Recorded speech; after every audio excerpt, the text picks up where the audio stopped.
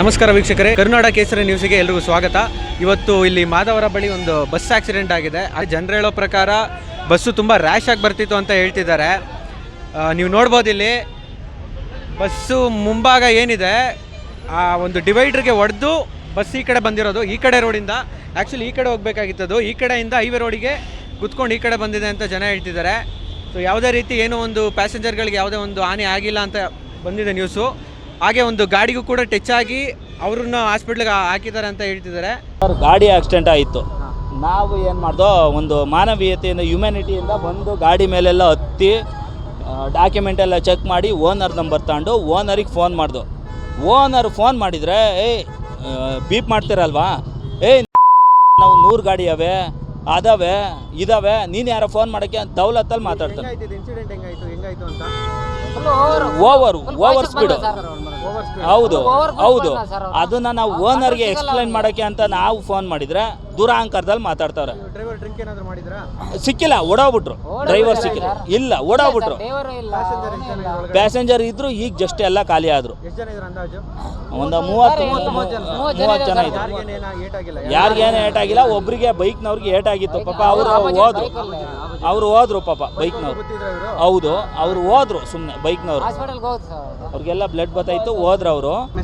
ನನ್ನ ಹೆಸರು ಪ್ರೇಮ. ನಾವು ಮೆಜೆಸ್ಟಿಕ್ಕಿಂದ ಬರ್ತಿದ್ವಿ, ಚಳ್ಳಕೆರೆ ಹೋಗಬೇಕಿತ್ತು. ಭಾಳ ಸ್ಪೀಡಾಗಿ ಬಂತು. ಅದು ಬೈಕ್ನವರಿಗೆ ಆಕ್ಸಿಡೆಂಟ್ ಮಾಡಿದ್ರು ಅವರು. ಈ ಕಡೆ ಸ್ಪೀಡಾಗಿ ಬಂದು ಕಾರ್ನವ್ರಿಗೂ ಇದು ಏಟಾಗ್ತಿತ್ತು. ಅವ್ರು ಪಾಸ್ ಮಾಡ್ಕೊಂಡು ಹೋದ್ರು. ಸಣ್ಣ ಮಕ್ಳು ಯಾರಿಗೂ ಏಟಾಗಿಲ್ಲ. ಒಂದು 30 ಜನ ಏನೋ ಇದ್ವಿ ನಾವು. ಅದು ಓನರಿಗೆ ಫೋನ್ ಮಾಡಿದ್ರೆ ಬೈದ್ರಂತೆ ಹೆಣ್ಣವರಿಗೆಲ್ಲ. ನಾವು ಚಳ್ಳಕೆರೆ ಹೋಗ್ಬೇಕಿತ್ತು. ಸಂತೋಷ್ ಅಂತ, ಅದೇ ಆಕ್ಸಿಡೆಂಟ್ ಆದವ್ರನ್ನ ಆಂಬುಲೆನ್ಸ್ ಕರೆಸಿ ಹಾಸ್ಪಿಟ್ಲಿಗೆ ಕಳಿಸ್ಕೊಟ್ರು. ಅವರಿಗೆ ತಲೆಗೆ ಸ್ವಲ್ಪ ಏಟು ಬಿದ್ದಿದೆ, ಕೈಯಿಗೆ ಕಾಲಿಗೆ ಏಟು ಬಿದ್ದಿದೆ, ಹಾಸ್ಪಿಟ್ಲಲ್ಲಿ ಇದ್ದಾರೆ. ಹೆಡ್ ಇಂಜುರಿ ಆಗಿದೆ ತಲೆ. ಅಲ್ಲಿಂದ ಹಿಂದಗಡೆ ಒಂದು ಗಾಡಿಗೂ ಟಚ್ ಮಾಡ್ಕೊಂಡು ಬಂದು ಈ ಗಾಡಿಗೆ ಟಚ್ ಮಾಡಿ ಡಿವೈಡರ್ ಹತ್ತಿ ಬಂದಿರೋದು. ಹಿಂದಗಡೆಗೂ ಒಬ್ರಿಗೇನೋ ಕೈ ಏಟಾಗಿದೆ ಅಂತ ಹೇಳಿದ್ರು, ಒಬ್ರಿಗೆ ಕಾಲ್. ಅದು 2 ವೀಲರನ್ನೇ. ಆ 2 ವೀಲರಲ್ಲಿ ಇಬ್ಬರಿದ್ರು, ಈ 2 ವೀಲರಲ್ಲಿ ಒಬ್ಬರೇ ಇದ್ದಿದ್ದು. ಹೌದು, ಪಬ್ಲಿಕ್ ಬಂದರು, ಆಂಬುಲೆನ್ಸ್ ಫೋನ್ ಮಾಡಿ ಕಳಿಸಿದ್ರು. ನನ್ನ ಹೆಸರು ಸುರೇಶ್ ಅಂತ, ಸಬ್ ಇನ್ಸ್ಪೆಕ್ಟ್ರು. ಅವ್ರು ಆ ಕಡೆಯಿಂದ ಬಂದಿದ್ದಾರೆ. ಮೋಸ್ಟ್ಲಿ 2 ವೀಲರ್ ಏನೋ ಅಡ್ಡ ಬಂದಿದೆ ಅಂತ ಬ್ರೇಕ್ ಹೊಡೆದೇನೋ ಬ್ರೇಕ್ ಸಮಸ್ಯೆ ಆಗಿ ಮೋಸ್ಟ್ಲಿ ಹಂಗಾಗಿರ್ಬೋದು. ಇಲ್ಲ, ಒಬ್ರಿಗೇನೋ ಏಟ್ ಬಿದ್ದಿದೆ. ಅದು ಸ್ವಲ್ಪ ಇದು ಕಾಲಿಗೇನೋ ಸ್ವಲ್ಪ ಸಮಸ್ಯೆ ಆಗಿದೆ. ಮಿಕ್ಕಿದೇನು ಸಮಸ್ಯೆ ಆಗಿಲ್ಲ.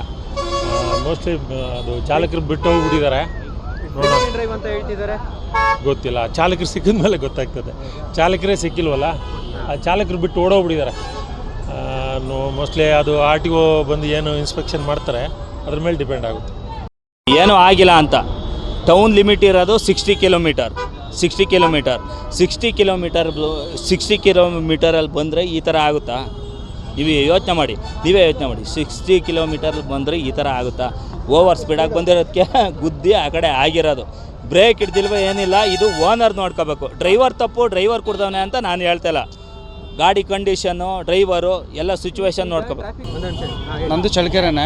ಆ್ಯಕ್ಚುಲಿ ಬೆಳಗ್ಗೆ ನನ್ನ ತಮ್ಮ ಇದೇ ಬಸ್ಗೆ ಬೆಳಗ್ಗೆ 4 ಗಂಟೆಗೆ ಬಂದ.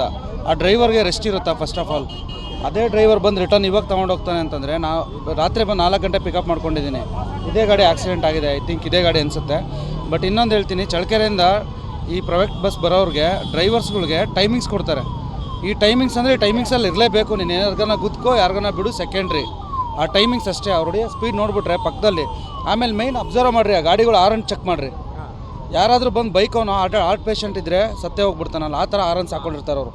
ಈಗ ಸಾಮಾನ್ಯ ಜನರ ಪ್ರಶ್ನೆ ಏನಂತ ಅಂದರೆ, ಈ ಪ್ರೈವೇಟ್ ಬಸ್ಸವರು ಒಂದು ಹೇಳೋದೇನಪ್ಪ ಅಂತಂದರೆ, ಪ್ರೈವೇಟ್ ಬಸ್ನವ್ರು ಇದೇ ಒಂದು ಎಲ್ಲ ಪ್ರೈವೇಟ್ ಬಸ್ಸು ಇದೇ ಸ್ಪೀಡ್ನಲ್ಲಿ ಬರ್ತಾರೆ, ಅವ್ರು ರ್ಯಾಶ್ ಆ್ಯಂಡ್ ಡ್ರೈವ್ ಮಾಡ್ತಾರೆ. ಸೊ ಅವರಿಂದ ಪಬ್ಲಿಕ್ಕಿಗೆ ತೊಂದರೆ ಆಗುತ್ತೆ ಅಂತ ಅವ್ರು ಹೇಳ್ತಾ ಇರೋದು. ಸೊ ಕ್ಯಾಮ್ರಾಮನ್ ವರುಣ್ ಜೊತೆ ರಿಪೋರ್ಟರ್ ಜಯಂತ್.